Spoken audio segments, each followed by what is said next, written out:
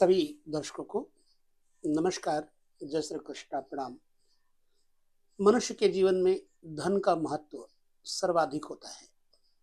धन हमारे भौतिक जगत में सुख साधन तो देता ही है, साथ ही साथ हमारा जीवन थोड़ा सरल कर देता है। और जन्म कुंडली में धन का विचार अत्यंत सूक्ष्मता के साथ करना चाहिए। धन का जो स्वामी है, एक तो उसे देखना चाहिए, दूसरा धन के कारक ग्रह को देखना चाहिए। जो दूसरे भाव का स्वामी है उसे देखना चाहिए और दूसरे भाव के कारक ग्रह को भी देखना चाहिए।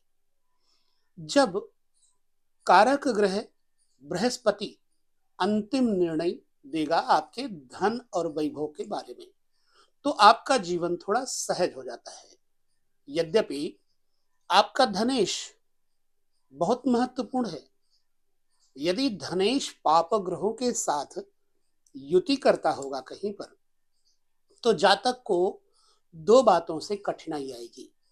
एक तो जातक, चूंकि धनेश एक कुटुंबेश का भी महत्वपूर्ण ग्रह है, तो कुटुंबेश होने के नाते जातक के धनेश पर पाप ग्रहों की युति इस बात का प्रमाण देती है कि जातक अपने घर गृहस्थी में रहकर के किसी भी प्रकार से धन लाभ, परिवार के साथ रह करके धन लाभ संभवतः नहीं प्राप्त कर पाएगा। फर्ज कीजिए, एग्जाम्पल के लिए, द्वादश भाव का स्वामी कोई भी हो, द्वादश भाव का स्वामी, फॉर एग्जाम्पल आपकी जो लग्न है, यदि वो वृष है तो धनेश आपका बुध हो जाएगा। ठीक है, यदि वृष है तो अब द्वादश स्थान पर मेष राशि आती है। अब मेष के स्वामी कौन है? मंगल है।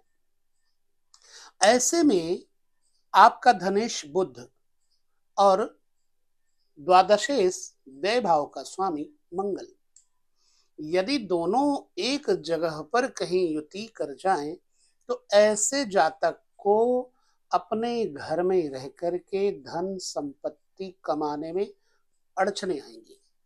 इसके लिए उसे अपने घर परिवार से दूर प्रदेश में जाकर के कहीं धनार्जन करने की कोशिश करनी चाहिए।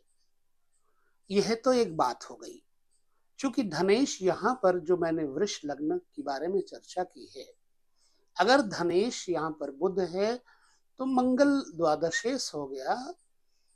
ऐसे में मंगल बुध के साथ शत्रु भाव रखते हैं, तो जातक को अपने कुटुंब में रह करके बड़ी परेशानियां उठानी पड़ सकती हैं। ऐसे में उसे क्या करना चाहिए? द्वितीय भाव यानी धन भाव को शुद्ध करने के लिए जो मंगल बुध की युति है, उसे एक तो भिन्न कर देना चाहिए, अलग कर देना चाहिए। मंगल और बुध को अलग कैसे करेंगे, यह सोचना है। इसके लिए आपको मंगल की कंडीशन देखनी है। मान लीजिए आपका जो लग्न है वृष है और सप्तम स्थान पर वृश्चिक राशि आती है, ठीक पंचम स्थान पर बुध की राशि कन्या आ जाती है। अब क्या करना चाहिए? बुध को मजबूत करने के लिए पंचम भाव के ऊपर प्रयोग करना चाहिए उपाय का। पंचम भाव क्या है? विद्यार्थियों का घर है, विद्यार्जन करने वालों का घर है। तो ऐसे में अगर आपका लग्नेश प्रभावित है तो लग्नेश को पंचम भाव में कुछ वस्तुओं के द्वारा दान करके स्थापित कर देना चाहिए।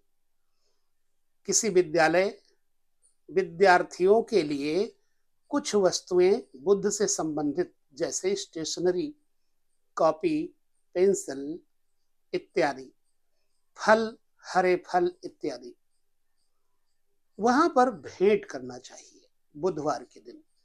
तो आपका धनेश मजबूत हो जाएगा। अच्छा, ये मैंने आपको केवल एक लग्न के अंतर्गत चर्चा की है। इसी प्रकार से यदि आपका धनेश किसी भी ग्रह से प्रभावित है तो उस धनेश को मजबूत करने के अलग अलग उपाय भी हो सकते हैं। तो आपको अपने जन्म कुंडली में धनेश के ऊपर पाप ग्रहों के कारण जब स्थिति बिगड़ रही हो, आपके पास धन संपत्ति, आमदनी, पारिवारिक कलह के कारण ना हो रही हो, तो आपको उक्त ग्रह का उपाय करके अपने धनेश को मजबूत कर लेना चाहिए। दूसरा, धनेश और आयेश तथा नौमेश और पंचमेश, दशमेश, यहां पर भी ध्यान करना चाहिए।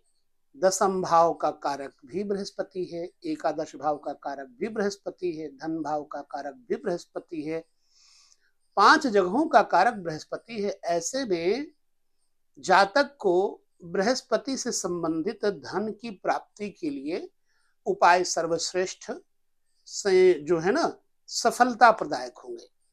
तो जब भी आपका धनेश कमजोर हो, स्थिति अच्छी ना हो, तो आपको बृहस्पति के उपचार करने चाहिए ताकि आपका धनेश, आयेश, कर्मेश, भाग्येश और पंचमेश मजबूत हो जाएं।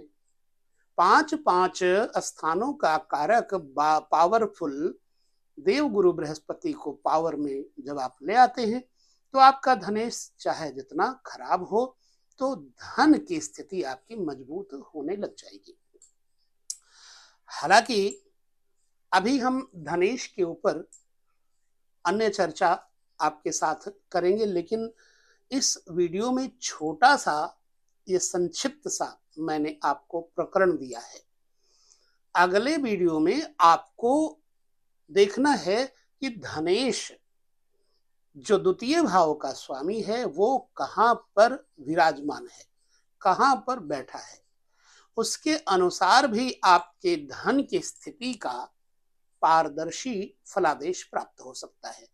तो अगले वीडियो में हम आपको धनेश से संबंधित कुछ वीडियो के अंश देंगे, आप उसे देखना मत भूलिएगा। आपको धन की प्राप्ति के लिए मतलब उपचार करने चाहिए, कैसे करने चाहिए वो अगले वीडियो में आपको हम बताएंगे।